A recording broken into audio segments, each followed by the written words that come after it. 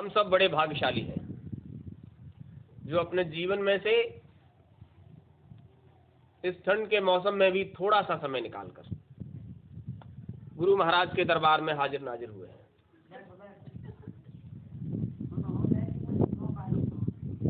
मालिक की मौत से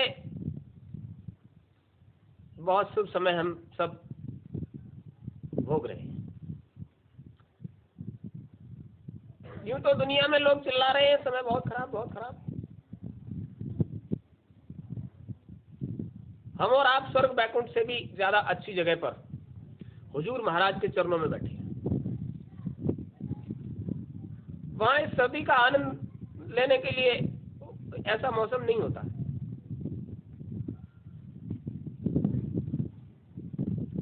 आज जो आनंद हम ले रहे हैं इसको यहीं लिया जा सकता है। गुरु महाराज कहते थे, बच्चा यहां जो तुम्हें भेजा गया है वो कर्म कर्जे को उतारने के लिए भेजा गया है। यहां रहकर जो कर जाओगे उससे कुछ तुम करो, कुछ हम करेंगे और कुछ प्रार्थना कर लेंगे, मतलब ऊपर वाले से। तो कर्म कर्जा उतर जाएगा और जब तक कर्म का कर्ज नहीं उतरता तब तक यहां से किसी का छुटकारा निपटारा, कर्म का कर्जा तो उतारना पड़ेगा। आए हो उतारने के लिए और रात दिन जब लादते रहोगे तो छुटकारा कैसे हो जाएगा? निपटारा तो तब होगा जब उतारोगे। और रात दिन लगे हो लादने पर तो बढ़ेगा, उतरेगा कहां? उमादार ज्योतिष के नाई सवै नचावत राम गुसाई। यहाँ के कर्म कर्जे का जो लेखा जोखा है ना वो राम गुसाई के हाथ में है। वो जब तक निपटारा नहीं कर दोगे तब तक वो खाता खत्म नहीं करेंगे। तो गुरु महाराज ने जान लिया कि यहाँ आकर आपका मन बुद्धि चित्त अहंकार ऐसे दलदल में फंस गया है कि वो इसमें से निकलना ही नहीं चाहता।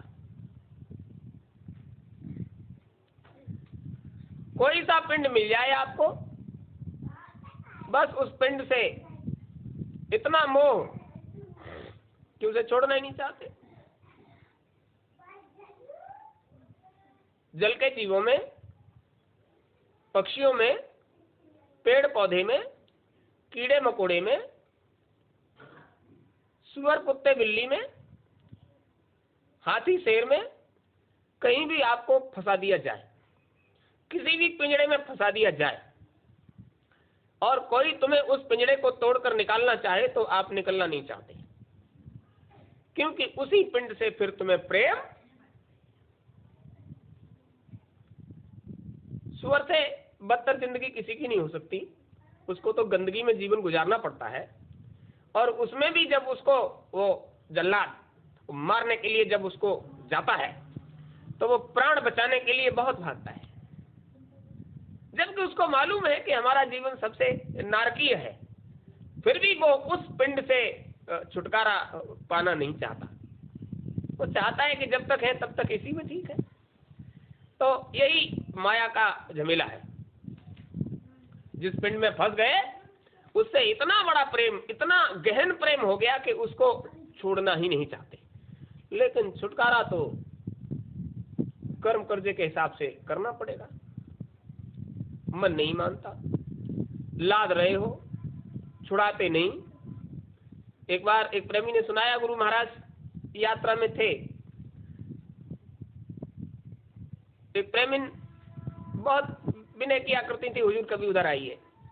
तो हुजूर की मौज हो गई, तो सोचे चलो आज बच्ची के करीब में है तो चलो घूम आते हैं। अब वो नहा धोके पूजा करने जा रही थी। जैसे गुरु महाराज पहुंचे बहुत खुश हो गई। उन्होंने कहा, मालिक 5 मिनट बैठो, अभी हम पूजा करके आ जाते हैं। तो उन्होंने कहा, नहीं बेटा हम 10 मिनट बैठ जाएंगे, तुम्हारी पूजा हो जाए, हमको क्या दिक्कत है। 5 नहीं तुम 10 मिनट में करो, हम बैठे। गुरु महाराज बैठ गए। गुरु महाराज आए हुए हैं और पूजा करने गए और जल्दी जल्दी से उन्होंने ठाकुर जी को नभाया, तस्वीरों को साफ किया और चिराग जलाया और धूप बत्ती जल्दी से घुमाई और वो 5-6 मिनट में वो अपना काम खत्म करके वो अब आ गए गुरु महाराज। अरे बहुत अच्छे अच्छे, वो पूजा हो गई? गुरु महाराज ने हंसकर पूछा, पूजा हो गई? हाँ गुरु महाराज पूजा हो गई। अच्छा ठीक, खूब जल्दी हो गई, सही हो गई। हाँ गुरु महाराज हो गई। अच्छा पूजा तुम खूब करती हो? हाँ गुरु महाराज। गुरु महाराज ने एक रुमाल निकाला और बोले तुम किस किस की पूजा करती हो, सब देवी देवताओं को इधर बुला के लाओ। तो वो जो जो जो कुछ था उनके पास, वो तस्वीर थी, वो ठाकुर जी, वो टेढ़ी टांग वाले, गोल मोल जैसे कैसे भी थे, वो सबको ले आए। गुरु महाराज ने रुमाल को बिछाया और कहा इस पर रख दो। उन्होंने वो सब रुमाल के ऊपर रख दिया और गुरु महाराज ने इधर उधर के कोनों को पकड़कर ग्रंथि लगाई, उसमें गांठ, फिर इधर से ग्रंथि लगाई और उन सबको अपनी कमर के फेंटे में डालकर गांठ मारी और खड़े होकर बोले बच्ची तुम्हारे जितने देवी देवता हैं वो हमारी कमर में लटके रहते हैं, जिनके लिए तुम रात दिन दौड़ती हो वो तो हमारी कमर में लटके रहते हैं। कितनी बड़ी बात हुजूर ने और कितने सरल भाव से कह दी।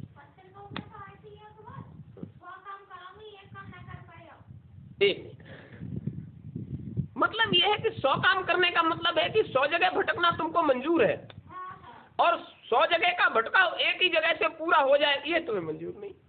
सब जगह भटकोगे, एक जगह से जहां से काम बन जाए, चल जाए, उस जगह जाने में तुमको तकलीफ होती है। मतलब यह है कि इन सब में अच्छा काम है, कोई बुराई की बात नहीं है। हुजूर महाराज ने मना कभी नहीं किया। कभी हुजूर महाराज ने ये नहीं कहा कि तुम इसकी पूजा मत करो, इसकी पूजा मत करो। गुरु महाराज ने कभी ही नहीं कहा अरे जब तुम्हारी समझ में आ जाएगा, सत्संग सुनते रहोगे तो ये सब तुम्हारे संपर्क में आ जाएंगे, फिर समझ जाओगे कि इनमें हमें कोई फर्क नहीं है और वो भी तुमसे कुछ आशा रखेंगे, उम्मीद, आशा रखते हैं, उम्मीद रखते हैं कि हो सकता है तुम्हारे साथ में हमारा भी काम चल जाए, तुम्हारी मौज में हमारी भी मौज हो जाए।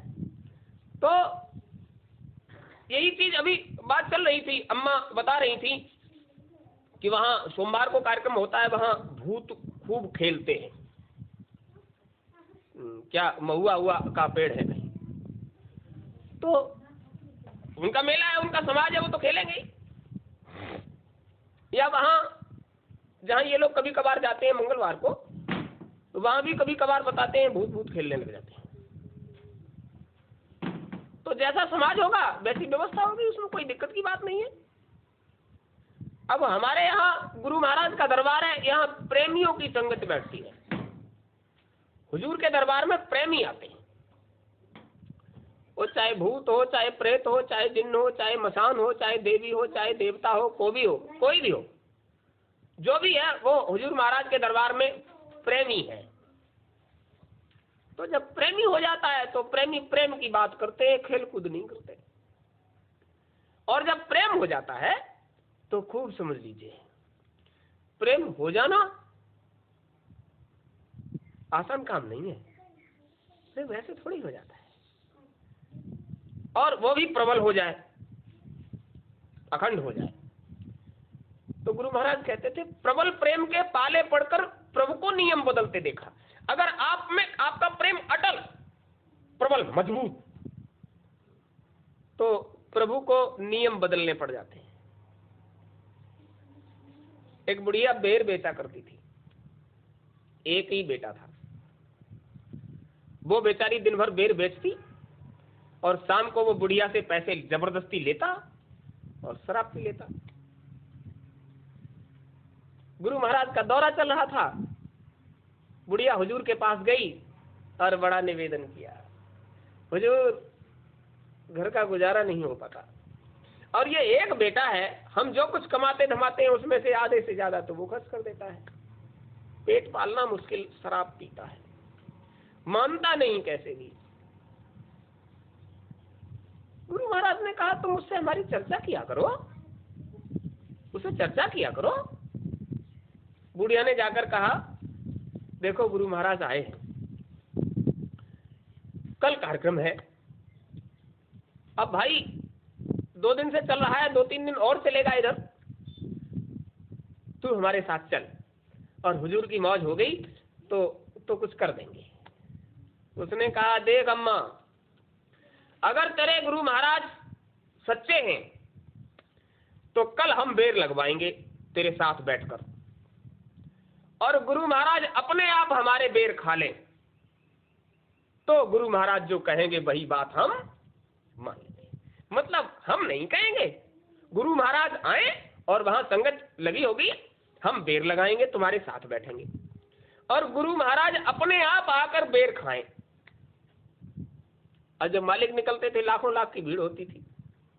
और बुढ़िया से वो शराबी कह रहा है, बेटा कि अगर गुरु महाराज अपने आप खा लेते हैं तो जो वो कहेंगे वही हम मान लेंगे, अगर ऐसा नहीं होता तो हम नहीं मानते तेरे गुरु महाराज को। मौज हो गई। बुढ़िया ने रात भर प्रार्थना किया, हुजूर दया कर देना, बड़ा बिगड़ैल है, एक ही है, लाड़ में बिगड़ गया है, हुजूर दया कर देना। और यही सोचकर जहां संगत लगी हुई थी, बुढ़िया अपना वो बेर का टोकरा लेकर पहुंच गई। उसने ले जाकर रास्ते के किनारे रख लिया। सब लोग आ रहे जा रहे, जिसको पसंद आ रहा वो ले रहा दे रहा। अचानक से गुरु महाराज की गाड़ी आई और बुढ़िया का बेटा भी वहीं बैठा हुआ था। गुरु महाराज की गाड़ी आई और बेर वाली बुढ़िया के पास आकर रुक गई। बुढ़िया ने बैठे बैठे हाथ जोड़ लिए। गुरु महाराज गाड़ी से उतरे और बोले, अम्मा तुम्हारे बेर तो बहुत सुंदर है। हाँ गुरु महाराज, देखने में बहुत अच्छे लगते हैं। अब देखने में अच्छे लगते हैं तो शायद खाने में भी मीठे होंगे, शायद खाने में भी मीठे होंगे। हो सकता है गुरु महाराज, हो सकता है। गुरु महाराज ने बेरों में डाला हाथ, उसमें से 2-4 बेर निकाले और चक्कर बोले, अम्मा बेर तो वाकई में मीठे हैं, बहुत मीठे बेर है। 2-4 बेर खड़े होकर गुरु महाराज ने वहीं खा लिए। बोले, वाह अम्मा, बहुत मीठे बेर है, बहुत स्वादिष्ट बेर है। चलो ठीक है, मालिक की दया हो जाएगी तुम पर। गुरु महाराज गाड़ी में बैठे और मंच की तरफ चले गए। अम्मा ने बेटे की तरफ देखा, कल क्या कह रहा था तू? गुरु महाराज अपने आप बेर खा ले तो जो वो कहेंगे वही हम मान लेंगे। अब ये बता, मैंने तो नहीं कहा उनसे, उन्होंने अपने आप खाया है। हुजूर मंच पर पहुंचे, उन्होंने सत्संग सुनाया और कहा, बेटा सब बैठे हैं और जिससे कहा जा रहा है वो समझ रहा है। क्या कहा?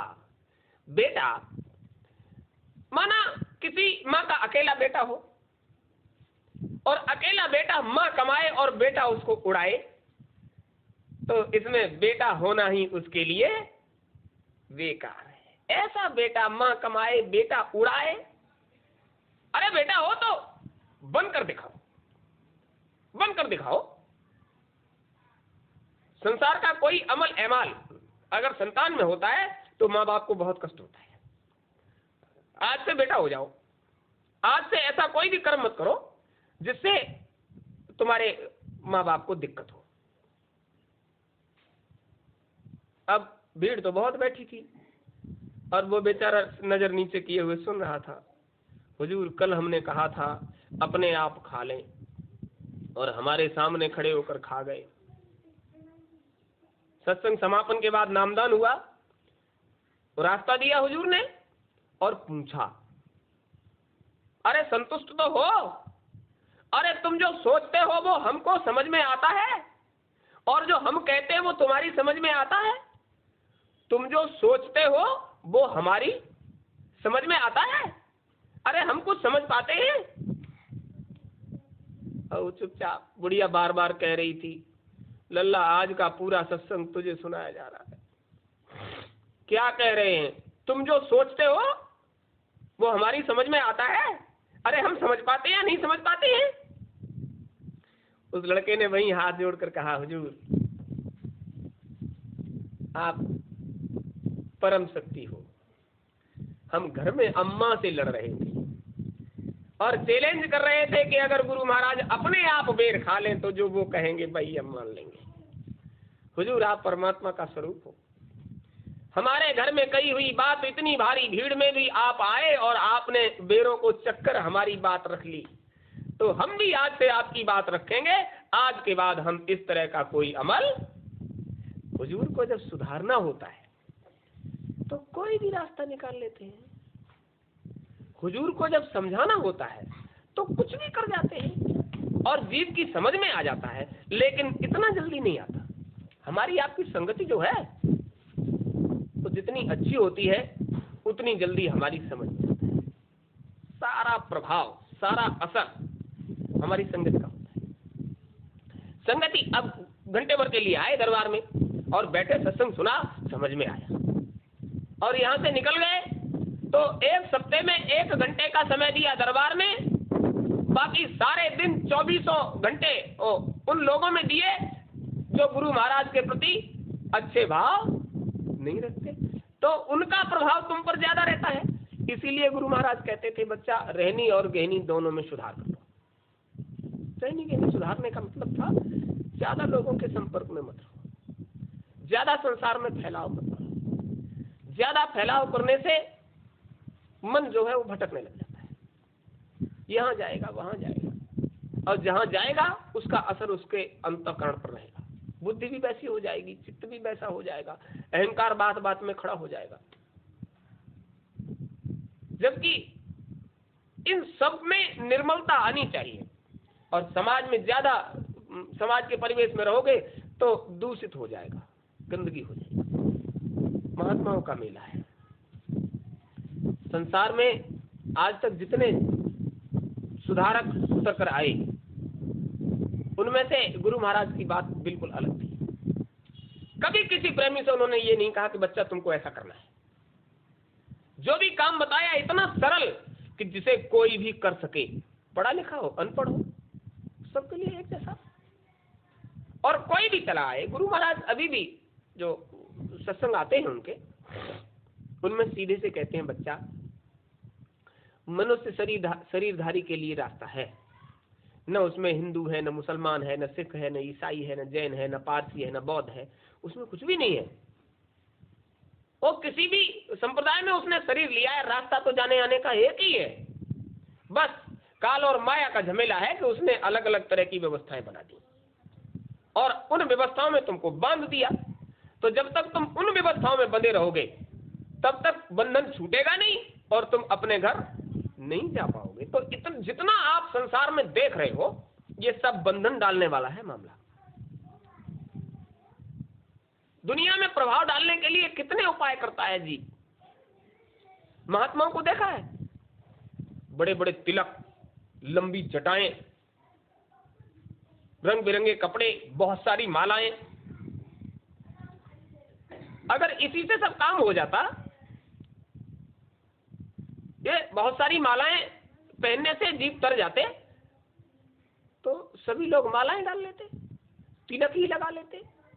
वो केवल संसार को दिखाने के लिए ये बनाया जाता है। इसे देखकर आप प्रभावित हो जाओ और हमें उस प्रभाव में आकर कुछ न कुछ जीवन जीने की मदद कर दो। तो गुरु महाराज कहते थे खूब सुन लो कान खोलकर, जो महात्मा बन गया, जो महात्मा बन गया वो प्रभु को कभी नहीं पा सकता। तुम बन गए तो कभी नहीं पा सकते, और जो महात्मा हो गया उसे आडंबर करने की कोई जरूरत। बनने में और हो जाने में कितना फर्क है। हुजूर कहते हैं जो महात्मा बन गया, तो ये जितने दिखाई दे रहे हैं बने बनाए हैं, तिलक लगा लिया, जटा बढ़ा ली, कपड़े रंग लिए, ये केवल संसार को दिखाने के लिए। होने वाला तो अंतःकरण से हो जाएगा। मन से महात्मा होगा, बुद्ध से महात्मा होगा, चित्त से महात्मा होगा, अहंकार शुद्ध करके महात्मा होगा। जो होगा वो लोभ लालच को त्याग कर काम करेगा, तो संसारी माया के प्रभाव से दूर रहकर काम करेगा। गुरु महाराज ने पहले ही कहा था बच्चा तमाम दुकानें खुल जाएंगी, टेका टेकी हो जाएगी। अभी प्रेमियों के बारे में प्रेमी सत्संग देते हैं, उन्होंने प्रभाव डालने के लिए गुरु महाराज का की वो बातें निकाल कर रखी हैं। अरे के गुरु महाराज का वहां जो संस्कार किया वो पुतला था, और ऐसे कर दिया और वैसे कर दिया, ये भी गलत है वो भी गलत है। हम आपसे पूछते हैं, क्या आपको अनुभव है हमारे गुरु महाराज समर्थ थे? क्या असमर्थ थे गुरु महाराज? जो समर्थ है उसकी इच्छा के विरुद्ध कोई कुछ कर सकता है? समर्थ की इच्छा के विरुद्ध कोई कुछ नहीं कर सकता। हाँ, समर्थ का सहारा लेकर तुम अपनी इच्छाओं को दूसरे पर थोप सकते हो। सहारा लिया गुरु महाराज का। हम ये पूछते हैं कि जितनी संगतें फैली हुई है, गुरु महाराज को छोड़कर कुछ करके दिखाओ। सहारा तो गुरु महाराज का ही लिया। गुरु महाराज का सहारा लेकर कुछ भी कर सकते हो, लेकिन जो तुम्हारा काम है उसको करिए। प्रेमी कह रहे थे यहाँ चिन्ह बनाना था, वहां विद्यालय विश्वविद्यालय की व्यवस्था करनी थी। अपने अपने व्यवहार से सब लोग खर्च कर रहे हैं, सेवाएं इकट्ठा कर रहे हैं। अरे क्यों देते हो, क्यों लेते हो? अरे भाई, मालिक की जहां जिस तरह की मौज है, तेरी सत्ता के बिना हे प्रभु आनंद मूल, पत्ता तक हिलता नहीं, खिले न एको फूल। वो जान रहे थे किसी एक व्यक्ति विशेष के द्वारा इतनी लंबी चौड़ी संगतों को संभाला नहीं जा सकता, उनके बाद इतनी संगतों को संभाला नहीं जा सकता। और अच्छे प्रचार के लिए संगतों को कई जगह होना ही पड़ेगा। आज एक नई बात बता रहे हैं, एक जगह से गुरु महाराज तो कर सकते थे, वो समर्थ थे। अब ये जितने लोग हैं वो समर्थ होते तो कोई बात ही नहीं। समर्थ तो कुछ भी कर सकता है, लेकिन उन्होंने सबको अलग अलग व्यवस्था बताई। बेटा तुम ये करना, तुम ये करना, तुम ये करना। जिसको जो और जिसके मन में जो था हुजूर ने वही कर दिया, जिसको जो चाहिए था हुजूर ने वो दे दिया। तो इसमें कोई बुराई की बात भी नहीं है। मालिक के आगे जाकर आप भी अपनी कोई न कोई कामना रख ही देते हो। हुजूर महाराज, हुजूर महाराज, गुरु महाराज क्या करें? अरे जो तुम्हारी कामना होती है हुजूर को सुनना पड़ता है। उन्होंने तो पहले ही कह दिया, बच्चा हम तो वचनबद्ध हैं। काल के देश में आ भी गए, अपने बेटे के घर में रह रहे हैं। काल उनका बेटा है, काल के देश में रह रहे हैं, और बेटा हमारा मचल कर कहता है नहीं मालिक अब आप थोड़ा साइड हो जाओ। आपने बहुत कुछ किया, बहुत कुछ कर रहे हो, और एक बड़े लंबे समय से यहाँ जीवों के उद्धार का प्रयास कर रहे हो। हुजूर ये तुम्हारे सुधारने से सुधर नहीं रहे हैं, तो फिर थोड़ा साइड हो जाइए, अब कुछ हमें भी कर लेने दीजिए। गुरु महाराज के सामने ये कोरोना कहाँ था? गुरु महाराज लाखों लाख की भीड़ लेकर निकलते थे। लाखों लाख की भीड़ के साथ हम काफिलों में उनके साथ महीनों चले।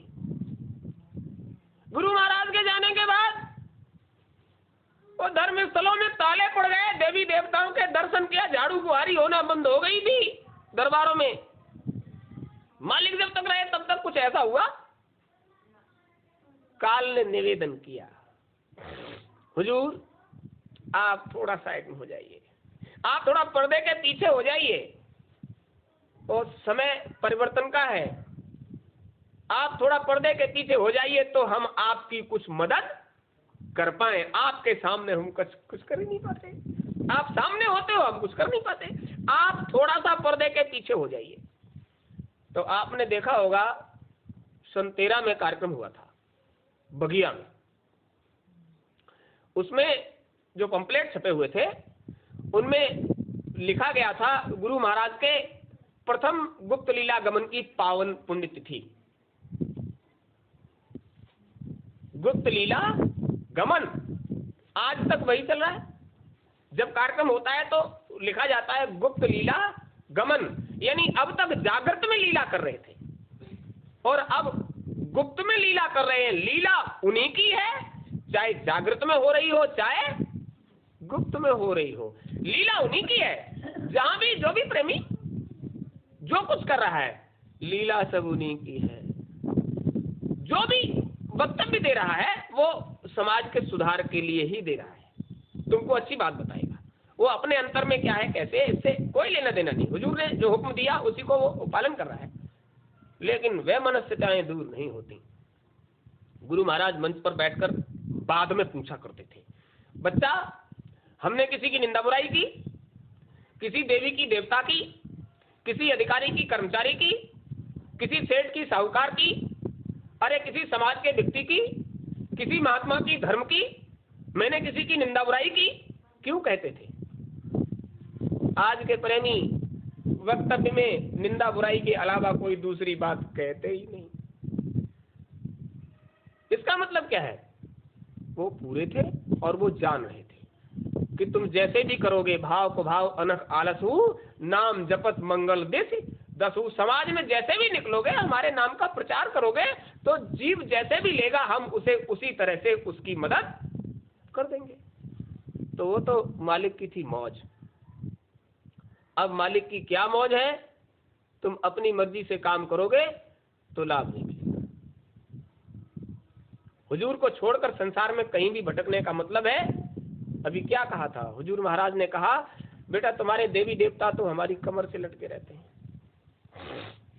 और ये भी कहा, एक है साधे सब सधे, और सब साधे सब जाएं। अब तुम सब में भटक जाओगे तो रास्ता नहीं मिलेगा। एक का सहारा पकड़ोगे तो उनको मालूम है बच्चा हमारा है, और उन्हें तो किनारे लगा देना है। अब किनारे तो तब लगा पाए जब तुम उनका साथ दो, साथ ही नहीं देते। यहां तक कि उन्होंने कहा, बच्चा सप्ताह में एक दिन घंटे 2 घंटे का समय निकालकर चर्चा हो जाए करें। 24 घंटे में 2 घंटे का समय, घंटे 2 घंटे ऐसे कहा करते थे, घंटे 2 घंटे का समय साधन भजन के लिए निकालो। कोई ऐसी बात नहीं कही जिसे आप नहीं कर सकते। जिन जिम्मेदारों को जिम्मेदारी सौंपी थी वो जिम्मेदार ढूंढे नहीं मिल रहे। अब उनसे अगर चर्चा की जाए तो वो कहते हैं, भैया परिवार इतना बड़ा हो गया, अब इसको पालें कि गुरु महाराज की जिम्मेदारी को निभा लें। तो हमको ये बताइए, क्या गुरु महाराज ने तुम्हें ये नहीं बताया था? ये तो जब तक ये चश्म तुम्हारा देखने का काम कर रहा है, जब तक तुम्हारी आंखें देखने का काम कर रही हैं, तब तक है तुम्हारा ये परिवार, और उसके बाद तुम्हें तो गुरु महाराज से ही पल्ला पड़ेगा। और उधर पहुंचे और गुरु महाराज ने ये कहा, बच्चा परिवार पालो, इधर क्यों आ गए? अब कहाँ जाओगे? उधर तो रास्ता बंद हो गया, तुमने इधर आना जाना शुरू नहीं किया, साफ सफाई नहीं की, इतना गंदगी कचरा भरा हुआ है, उधर कैसे निकल जाओगे? वो इतना भारी दलदल है, कैसे जाओगे उधर? तब क्या जवाब दोगे? तो हुजूर ने ये नहीं कहा कि तुम संसार का की व्यवस्था मत करो, परिवार मत पालो, ये तो कहा नहीं। परिवार पालो, नौकरी दुकान दफ्तर खेती बाड़ी सब कुछ करो, ये कहा गुरु महाराज। महात्मा मत बनो, घर गृहस्थी में रहो। और इशारा भी किया कि हमारे गुरु महाराज को 5 संतानें, और सबके साथ बहुत बढ़िया व्यवहार और बड़े सरल भाव से अपना गृहस्थी धर्म में उन्होंने सब कुछ निभाया। गुरु महाराज के जाने के बाद दादी गुरु घर पर रह गई थी, तो वो जिम्मेदार थी, बहुत सीधी, और सब लोग बड़ा मान सम्मान करते थे उनका। ये भी कह दिया, ये बड़ा बेटा है, इसको जिम्मेदारी सौंप देना, ये करता रहेगा। तो हुजूर महाराज के मुंह की निकली हुई आवाज को पूरे परिवार में कभी किसी ने टाला? उनके जाने के बाद दादी गुरु भी कोई भी काम करती थी तो कहती थी, फलाने दास ये काम करेगा। जबकि वो जान रहे थे, हुजूर जान रहे थे कि वो भी पूरी थी। जब दादा गुरु जाने लगे तो दादी गुरु ने उनसे कहा, तुम जा रहे हो, ये 2 बहुएं नहीं आई हैं, इनको भी रास्ता दे देते। तो दादा गुरु ने कहा, अब सबकी जिम्मेदारी हमको ही सौंप दोगी, इनको रास्ता तुम दे देना। देखिए, अगर वो पूरी नहीं थी तो दादा गुरु ने दादी गुरु से ये कैसे कह दिया, अब इन बहुओं को रास्ता तुम दे देना। मतलब ये है कि वहां परिवार में कोई अधूरा नहीं था, लेकिन जिम्मेदारी किसको दी गई थी? गुरु महाराज को। सब पूरे और जिम्मेदारी गुरु महाराज को। और जो जिम्मेदार था, लोग बहुत मान क्यों करते थे उनका? इतना मान क्यों करते थे? वो इसलिए करते थे कि सब उनको जान रहे थे और ये समझ रहे थे कि इनको अधिकारी बनाया गया, जिम्मेदार बनाया गया, तो जिम्मेदार से पूछ कर ही काम करते थे।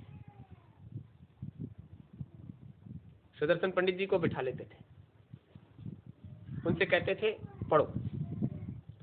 तो वो घट रामायण का पाठ करते थे, नीचे बैठ जाते थे, वो रामायण का पाठ करते थे, बहुत सुरीली आवाज, और गुरु महाराज उसका व्याख्यान करते थे। एक रोज मौज में आए और बोले, इन्हें देख रहे हो, इनको देख रहे हो, ये 92 साल के हो गए, ठीक ठाक थे, चलते फिरते थे, ये 92 साल के हो गए और मैं तो इनसे बहुत बड़ा हूं। बता दिया, ये 92 साल के हो गए, मुझको क्या इनसे छोटा समझते हो? मैं तो इनसे बहुत बड़ा हूं। अब काफिला जाएगा, सब लोग चलेंगे, पहले ही बता दिया, तुम सब जिस तरह से आए हो उसी तरह से सबको जाना पड़ेगा, और ये किराए का मकान जो मेरे पास है, मैं क्या इसका वसीयत बैनामा थोड़ा ही करा के लाया हूं, मुझे भी छोड़ना पड़ेगा। ये 92 साल के हो गए, इनको भी छोड़ना पड़ेगा। अब कोई समझ ही नहीं पाया कि हुजूर ने क्या कह दिया, और काफिले की तैयारी चल रही थी। काफिला जाने लगा तो उनसे बोले, भैया काफिले में चलेंगे। उन्होंने कहा, महाराज जी तबीयत नासाज है, हमको यहीं छोड़ दीजिए। बोले नहीं नहीं, आपको साथ चलना पड़ेगा, आपको साथ चलना पड़ेगा, और गुरु महाराज से प्रार्थना करके आइए, उनसे मिल के आइए, उनसे बोल के आइए, हम काफिले में जा रहे हैं। भेज दिया, मना नहीं कर सकते। चले गए दादा गुरु के पास जाकर, पंडित जी ने उनसे प्रार्थना किया, हुजूर भैया नहीं मान रहे हैं, साथ ले जाना चाहते हैं, तो हम जा रहे हैं। वो हाथ जोड़कर कहा, हुजूर अंतिम दर्शन है, अब मिल तो नहीं पाएंगे, लेकिन आज आखिरी बार आपका दर्शन करके जा रहे हैं काफिले में, दया करना। कितना प्रेम रहा होगा पिता पुत्र का। हाथ जोड़कर कहा, आखिरी दर्शन है, दया करना, अब वापस आकर नहीं मिलेंगे। जान रहे थे ना, लोग जो आसपास खड़े थे वो देख रहे थे, हट्टे कट्टे हैं, खुटपुट खुटपुट चलते हैं, छोटे कद के थे, आप लोगों ने देखा होगा शायद, बाबूराम जी से पहले जो बैठकर पाठ करते थे। किसी ने नहीं जान पाया वो बातचीत क्या हो गई। काफिले में जाने लगे, इलाहाबाद तक कार्यक्रम सही चला, उन्हीं से पाठ कराते थे, वो पाठ करते थे और हुजूर महाराज व्याख्यान करते थे। उन्होंने इशारे से कहा, तबीयत ठीक नहीं थी, तो उन्होंने कहा पेट कुछ गड़बड़ है, तो कोई बात नहीं, बैठो बैठो। अब उन्हें लग रहा था कि हमारे जाने का समय हो गया, वो कह रहे थे बैठो बैठो। उन्होंने कहा, बच्चा सब लोग बैठ जाइए, भजन पर बैठ जाइए, सब लोग, सबको भजन पर बैठा दिया, और वहां जो लोग खड़े हुए थे उनको इशारा कर दिया, ले चलो इनको। वो नीचे लाए, मंच से नीचे ले आए। वो तो टिक गए थे मंच के सहारे, किसी ने जान ही नहीं पाया। और वहीं इलाहाबाद त्रिवेणी संगम पर उनका समाधि बनवा दिया। कहाँ ले गए, जहां जाने के लिए लोग तरसते हैं, वो मथुरा आश्रम से उनको काफिले में साथ ले गए, त्रिवेणी संगम पर उन्होंने उनको समाधि दिलवाया। क्या दिलवाया? समाधि। गृहस्थ थे, बोले महात्माओं को समाधि दिया, वहां समाधि दिलवा दी। और गुरु महाराज का क्या हुआ? दाह संस्कार, बिल्कुल उल्टा, कुछ कह के तो गए नहीं थे। बस यही बातें कुछ ऐसी हैं जो बात को बहुत दूर तक ले जाती हैं। ब्रह्मचारी थे, महात्मा थे, और संस्कार हुआ। क्यों हुआ, किसने किया, कैसे किया, हुआ भी या नहीं हुआ, ये दूर की बात है। सारा मामला क्या कहा था? गुप्त लीला। वहीं से अब अनुमान लगाइए कि हुजूर महाराज को ये कहा गया कि मेदांता से वापस आ रहे हैं। मेदांता कहता है हमारे यहाँ आए ही नहीं थे, हॉस्पिटल कहता है वो हमारे यहाँ नहीं आए थे, और खबर मिली कि वो वापस आ रहे हैं, तो जब तक गुरु महाराज आश्रम आते उससे पहले हम पहुंच गए थे। दिन में पूछा तबीयत कैसी है, कि तबीयत में आराम है, विश्राम कर रहे हैं। रात को 9:30 बजे अचानक रोने की आवाज आई, साधना चल रही थी, उठकर गए, वहां जो साथ में थे वो पड़े थे, सो रहे थे, उठकर गए, भागे, अंदर गए तो बताया रामकृष्ण दद्दू ने। हमने पूछा दद्दू क्या हो गया? कि गुरु महाराज निर्धाम चले गए, किसी को भी पास में नहीं चले दिया, किसी ने भी संपर्क नजदीक से नहीं कर पाया। बाहर से ये ऐसे जंगला था, उसको खोल दिया था, वहीं से आप झांक कर देख सकते हो, दूर से देख सकते हो क्या था, कैसे था। ये बिल्कुल सही था कि बार बार आंखें फाड़ फाड़ कर देख रहे थे। हुजूर महाराज को ये निशान है नाक पर, इधर बाई तरफ, फाड़ फाड़ कर तो आंखें हम भी देख रहे थे क्या है हुजूर महाराज का वो निशान, ये दाहिनी तरफ गाल पर कैसे हो गया है। चर्चा भी हो रही थी, वो राजस्थान संगत के लोग ऊधम काट रहे थे, तो फिर हम दद्दू वगैरह को लेकर गए, उनको शांत करवाया, ऊधम वही होने लगा था। ये क्या हुआ, कैसे हुआ, इसके बारे में हम और आपको ज्यादा माथापच्ची करने की जरूरत नहीं है, वही लोग काफी है जो लोग चर्चा करते हैं। हमें सिर्फ इस बात पर मंथन करना है कि गुरु महाराज हमसे क्या कह कर गए थे, बस। जो उनके कहे हुए का 50% भी करता रहेगा, 100% तो नहीं कर सकते, क्योंकि उन्होंने कुछ ज्यादा नहीं कहा। काल और माया के देश में वो 50% भी अगर रास्ते पर रहोगे तो समझ लीजिए कि आधी दूरी तुमने तय कर ली। और गुरु महाराज कहते थे आधा हम पर, वो तो कहते थे 1 चवन्नी भर आप करो, 12 आने भर हम कर देंगे। तो आप चवन्नी भर भी करते हो तो 12 आने भर गुरु महाराज तुम्हारी मदद कर देंगे। हमेशा गुरु महाराज ने ये कहा कुछ तुम करो, कुछ हम करेंगे, कुछ तुम्हारे लिए हम प्रार्थना करेंगे। सब कुछ करने की सामर्थ्य थी हुजूर में, लेकिन हम सब जितने प्रेमी थे वो भटक कर ये भूल गए कि गुरु महाराज हमसे क्या कह कर गए। कई बार प्रेमियों से मुलाकात हुई और वो ये कहते हैं एक बात तो समझ में नहीं आई पंडित जी, गुरु महाराज कुछ बता कर नहीं गए, गुरु महाराज कुछ कह कर नहीं गए। तो कई बार इसी बात पर बहस हुई है। हमको ये बताइए गुरु महाराज तुम्हें क्या बता कर नहीं गए? गुरु महाराज तुम्हें वो भेद बता कर गए जो तुम्हारा हमेशा के लिए छुटकारा निपटारा कर सकता है। गुरु महाराज वो कहकर गए जिस पर तुम चलते रहो तो तुम्हें इस संसार में कोई भी बांधने वाला, फिर तुम्हारा मन अभी भी संसारी क्यों बना रहा? मतलब गुरु महाराज ये नहीं कहकर गए कि हमारे बाद इनको तिलक कर देना, इनका हुक्म बजेगा, बस यही खटका है। गुरु महाराज ये नहीं कहकर गए। अरे भाई तिलक तो तुम्हारा गुरु महाराज ने उसी दिन कर दिया, तुम अपना तिलक करवाए हो, तुम्हें दुनिया से क्या लेना देना। जिस दिन उन्होंने कहा बच्चा जब हम जीव को अपनाते हैं तो एक हाथ तलवे के नीचे और एक हाथ सर के ऊपर, ये हमारी जिम्मेदारी होती है। अब क्या रह गया जो गुरु महाराज तुमसे नहीं कहकर गए? तुम उनके और वो तुम्हारे हो गए, फिर भी तुम्हारा मन जो है मिट्टी पानी में ही पड़ा रहा। ये पूरा संसार पदार्थों से बना हुआ है। यहाँ का जो भी पदार्थ है उसको आज तुम भोग रहे हो, लेकिन एक भी पदार्थ उधर जाने वाला नहीं है। मिट्टी पानी आग हवा आकाश, ये सभी पदार्थ अनमोल हैं, इनकी कोई कीमत नहीं। उन सभी अनमोल पदार्थों से बना हुआ आपका शरीर जिसे आप यहाँ भोग रहे हो, अकीमत, इसकी कोई कीमत नहीं।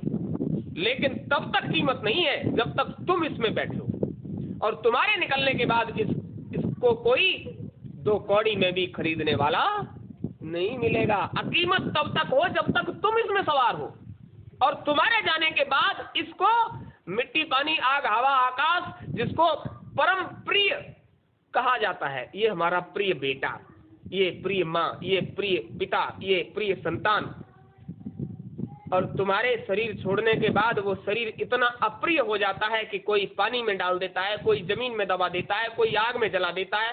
फिर प्रिय कहाँ चला गया? मतलब प्रिय जो चीज थी वो तो निकल गई। तो तुम्हें प्रिय के लिए कुछ नहीं किया, तुमने अपने लिए कुछ नहीं किया, संसार के मिट्टी पानी के लिए आज भी मंथन चल रहा है। हुजूर महाराज के मिशन को ऐसे बढ़ाते वैसे बढ़ाते। हुजूर महाराज का मिशन था कि एक भी जीव अगर इधर से उधर चला गया तो हमारा मिशन पूरा। तो मिशन तो यह था कि जीव खुद अपना उद्धार कल्याण करने के लिए प्रयास करे और मालिक उस पर दया कर दे। ये मिशन तो छोड़ दिया सबने। सत्संग देना दिलाना, सुनना सुनाना, साधना करना कराना, ये तो सबने छोड़ दिया। अब राजनीति की तरह वो मामला हो गया कि काफिले निकालो, कोई जय माता दी कर रहा है, कोई जय पिताजी कर रहा है। वास्तविकता क्या है, इससे बहुत दूर हो गए। सच्चे कुल पिता के संपर्क में आने के बाद भी यदि तुम देवी देवताओं के स्नेह में रहने वाले हो तो किसी देवी देवता से हुई मुलाकात का बताओ हमको, किससे हुई है? फिर तुम क्या संपर्क में हो? सच्चे कुल पिता से मिले और देवी देवताओं से तुम्हारी मुलाकात हुई है तो उनसे ये कहिए कि जो काम हम कर रहे हैं वही तुम भी करो। यहाँ तो हुजूर के दरबार में जो भी आता है हुजूर से प्रार्थना करो। तो सब देवों के देव, सब देवों के देव गुरुदेव, सबके स्वामी आप गुरुदेव। जब सबके स्वामी, सभी देवताओं के देवता अनुभव करना चाहो तो उधर चलो और देखो, किसी भी मंडल में जाओ तो वो वहीं आपको विराजमान। आपको गोस्वामी जी महाराज का किस्सा सुनाया, तकी मियां जब ये कहने लग गए कि अगर ये सब है तो हमको बताओ, ये झगड़ा किस बात का है? तो उन्होंने कहा हुजूर झगड़ा इस बात का है, मैं कहता आंखों की देखी और ये सब कहते कागज की लेखी। कागज पर लिखा हुआ मिल गया है, ये सिर्फ उस पर विचार मंथन करते हैं और हम जो कुछ भी कहते हैं वो आंखों से देख कर कहते हैं। तो उन्होंने कहा बताओ तुमको सुनाकर बताएं या दिखाकर? तो तकी मियां ने कहा सुनने वाली बात तो हम इन सबसे बहुत सुन चुके हैं, दिखाकर बताओ। इसका मतलब है महापुरुष की जब मौज होती है तो वो कुछ ऐसी लीला करते हैं। झगड़ा कराया हृदय से, वह मारपीट करा दी, बेचारे अपने चेले को पिटवाया। चेला पिटेगा तो चर्चा बढ़ेगी और उसने फिर भी जिद की, हृदय की मारपीट कर दी लोगों ने चौराहे पर, तो फिर भी जिद की उसने, नहीं हमारे गुरु महाराज की बात सर्वोपरि है। तो मेला तकी मियां वो जज साहब थे, वो उसको लेकर आ गए वहां मेला को, सब लोग इकट्ठे होकर आ गए और मौज हुई उनकी। उन्होंने कहा देखो भैया, सब लोग आए, सबका चरण वंदन किया, पद पखारे, बड़े बर्तन में जल करके अपने हाथ से पांव धोए, उल्लो मुल्लो के पाखंडियों के पांव धोए, कुटिया छिड़की उनसे, उस जल से कुटिया छिड़की, पवित्र हो गए। पूरे थे ना, क्या लीला कर रहे हैं कोई नहीं समझा। पवित्र हो गई कुटिया हमारी, तखत के ऊपर तखत डालकर आसन लगाकर बिठाया सबको ऊंचे पर, भाग्य खुल गए हमारे। अब ये तो पता नहीं है महापुरुष क्या कह रहे हैं, भाग्य महापुरुष के खुल गए या तुम्हारे सबके खुल गए कि महापुरुष की सेवा में आ गए, आज तुम्हारा काम हो जाएगा। उन्होंने कहा देखो भैया सीधी सीधी बात ये है, उधर देखने का मतलब है कि जब सामने आ जाओगे तो हम उधर भी ले चलेंगे। तो एक तखत से नीचे उतरे, उसके बाद जमीन पर आ गए। गोस्वामी जी महाराज आसन पर बैठे, वो लोग जमीन पर उतर आए, उधर का दिखाओ। उन्होंने कहा उधर का देखना चाहते हो तो देखो मेरी आंखों में, चलो।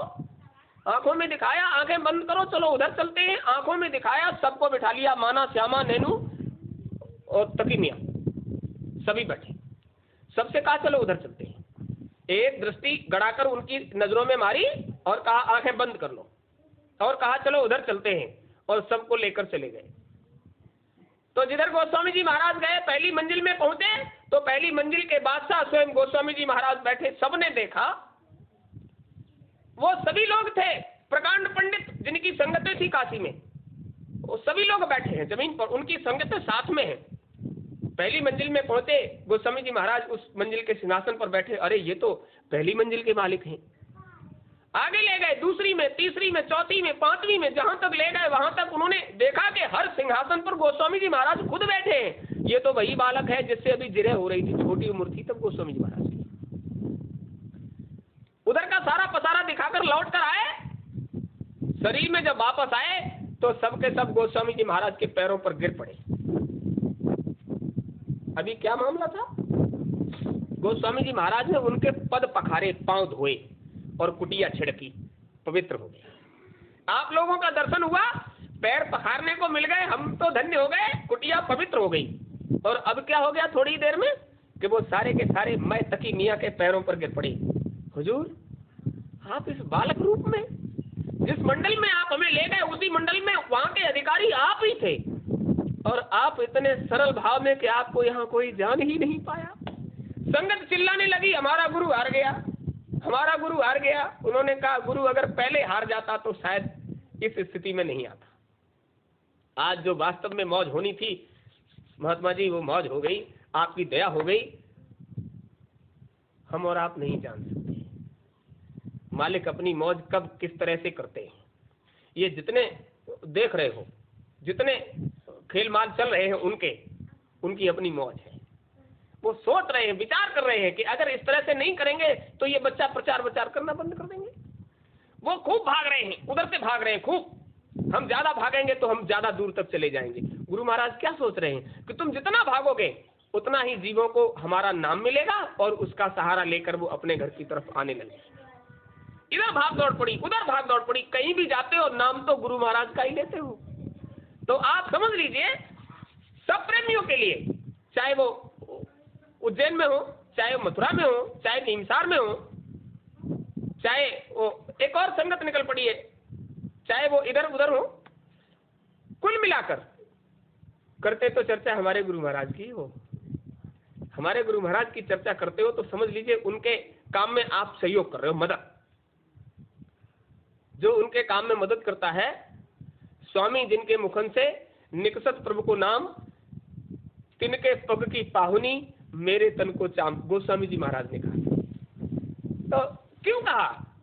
अभी उनको चरण पखारने पड़े मुल्लों मुसलमानों के, पाखंडियों के, उनको लाइन पर लाने के।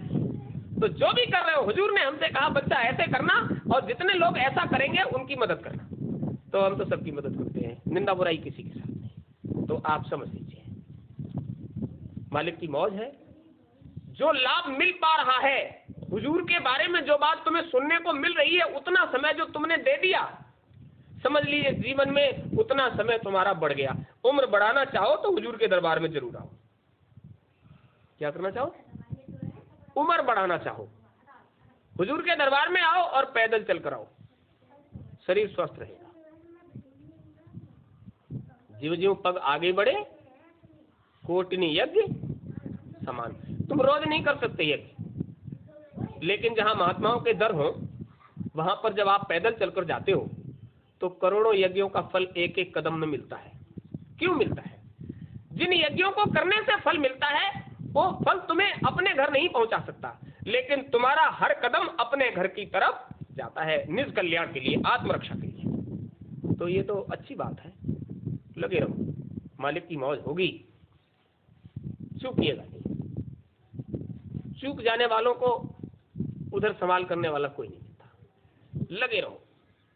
हुजूर से हम प्रार्थना करते हैं, करते रहते हैं, हुजूर दरबार में जो भी आ जाए उन सब पर दया करना, लेकिन मर्यादा में मांगो, अपने लिए मांगो, अपने आत्म कल्याण के लिए मांगो। गुरु महाराज की तरफ से संसार के लिए तुम जाने कितनी बार संसार में आए, कितनी बार संबंध, शादी संबंध बनाए, कितनी बार संतानें पैदा की और भटक भटक कर यहाँ के यहीं बने रहे। अब भटकाव से बचने के लिए अपने आत्म कल्याण की चर्चा करो। हुजूर हमारा एक ही बार में निपटारा हो जाए, और अभी जी नहीं भरा हो यहाँ के ये दुख तकलीफ सहकर, तो और सही है। मना थोड़ी करते हैं, हुजूर तो कहते हैं तुम इधर बने रहोगे तो काल का काम चलता रहेगा। दयाल का तो काम तब चलेगा जब तुम दयाल की तरफ चलने का प्रयास करो। जय गुरुदेव।